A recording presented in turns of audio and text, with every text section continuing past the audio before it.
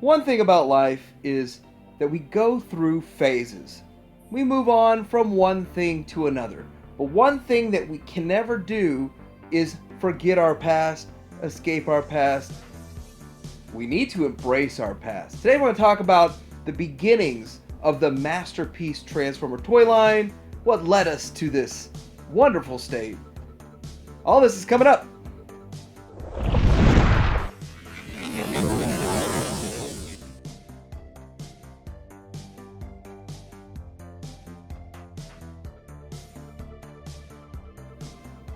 In 1984, Hasbro, in partnership with Takara, brought over the Transformers to the United States. They brought over multiple different toy lines under one cartoon, one franchise, and it became an instant hit to say the least.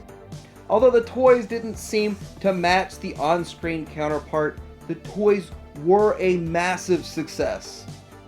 The toys were actually very hard to find in the stores.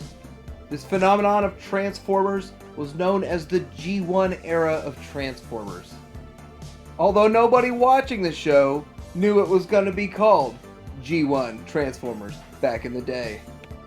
With the success of the first two seasons and the successful toy line, Hasbro did what any company would do and release a movie that killed off what's already made them so successful. The 1986 movie introduced a lot of new characters, and I still view them as new characters. To this day, these are the new guys on the block. But nothing divided the fandom more than them killing off Optimus Prime.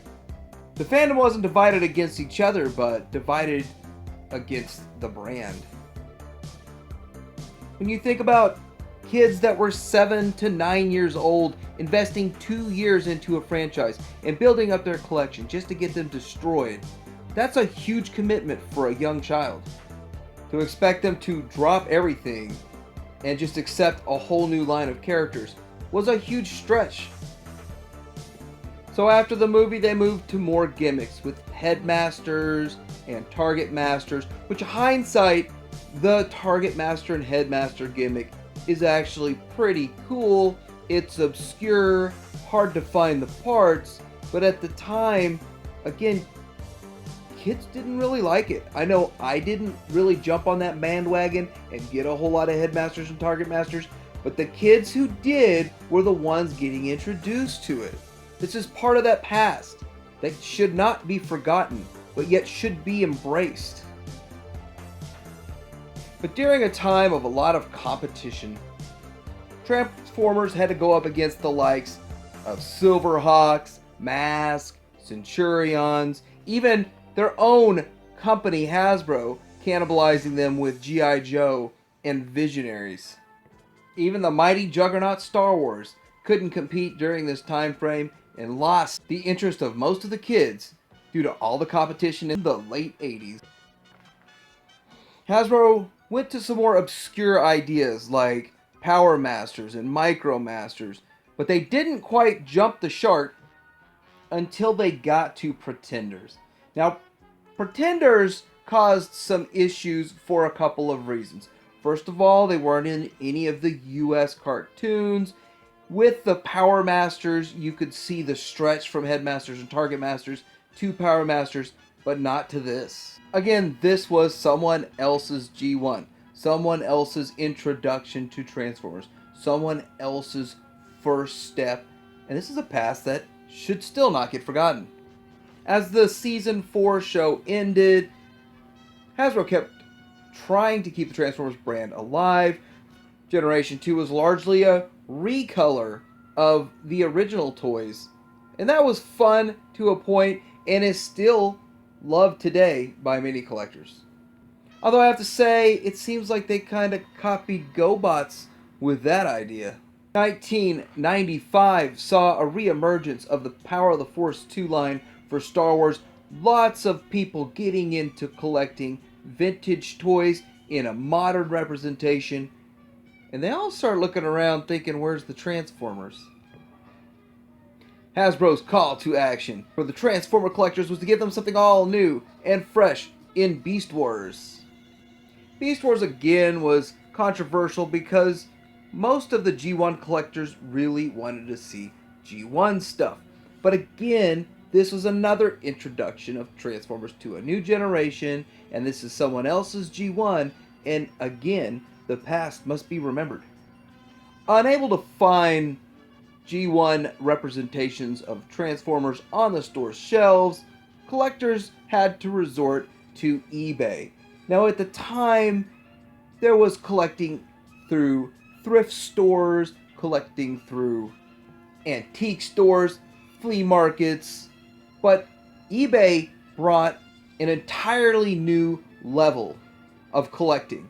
You could get practically anything you wanted, but eBay also brought a much higher price. Think about the late 90s when eBay was around. There were far fewer sellers.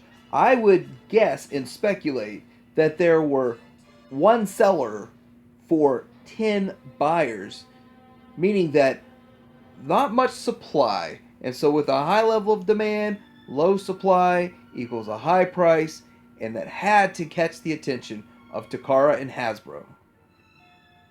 So in 2003, Takara released the first Masterpiece Transformers MPO-1 Optimus Prime. Now, during a time you could not find modern representations of G1 characters anywhere, this figure hits the market and is vastly successful. Sees multiple different iterations, US releases, and Walmart picked it up, which is probably the most common version, the one you find in Walmart, because they ordered so many and sold so many, and they also clearanced quite a few. During an era that forgot all about diecast being in toys, this thing came with diecast, a more complicated transformation, and it looked good in both modes. This thing looked like it walked off the screen. Realistically, we all knew it wasn't 100% perfect. This really truly was not the masterpiece, the definitive version that we'll ever get, but it was the best thing we've ever seen at that point.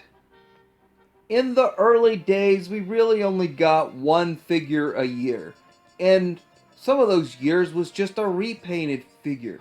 This was the infantile stage of the Masterpiece collection. At the time, the goal wasn't even to create a cohesive line where they all scaled well together. In fact, the goal was to make separate standalone units that were within themselves the best representation ever, and they were. They were the best we'd seen at the point. But Starscream standing at roughly 8 inches and then Optimus Prime at 12 inches, they did not look good standing next to each other.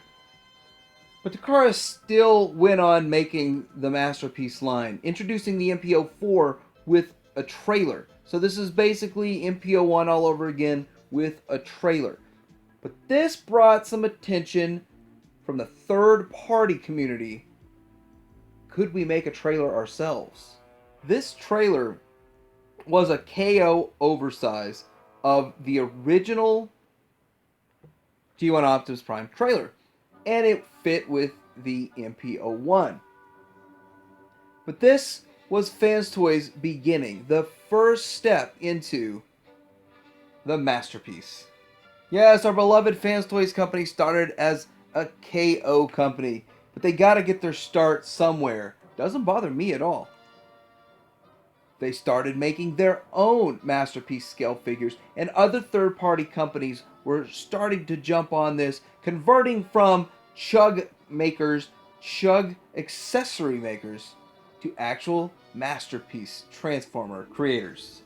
Now, MPO-9 is actually the figure that set the new scale, so that they could have a line of figures that properly scaled together well. Most people think it is the MP10 Optimus Prime that set the new scale, but since Prime scaled with Prime, Optimus scaled with Rodimus, this figure is actually what set the new scale.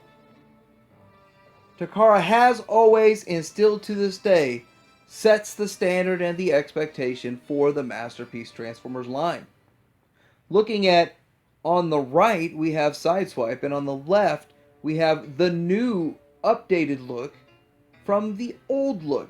So Sunstreaker is the new direction that Takara is going with the line, and some like it, some don't. I kind of like both. It seems now more than ever the future of the Masterpiece line is a bit uncertain. What players are still going to be playing in this game? What is still going to get made? I still feel there's going to be G1, a G1 presence always. But whether you like G1, Beast Wars, the Cybertron trilogy, Armada, Prime, the new Bumblebee, there's going to be a representation on all of those in the Masterpiece line eventually. There's always going to be some sort of a G1 representation coming out every year. I, for one, am excited about the future. I hope you are too. Let me know what you think about the beginnings, middle, and hopefully, not anytime soon, end of Masterpiece Transformers. Like and subscribe. Titanium Hanger out.